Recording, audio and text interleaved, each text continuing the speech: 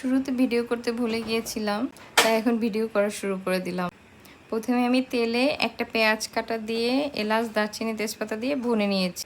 তারপরে আদা রসুন বাটা, হলুদ গুঁড়ো, মরিচ গুঁড়ো, জিরা গুঁড়ো, ধনিয়া আর লবণ দিয়ে মশলাটাকে ভালো করে ভুনে নেব।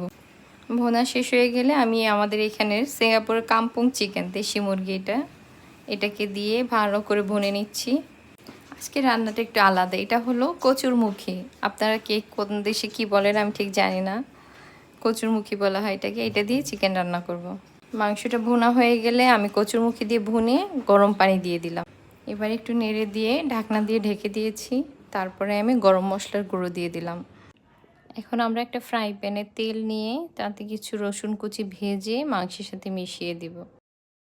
এরপর দিয়ে দিব কয়েকটি কাঁচামরিচ, জিরার গুঁড়ো দিয়ে দিব। তৈরি হয়ে গেল আমাদের কচুরমুখী দিয়ে মুরগি।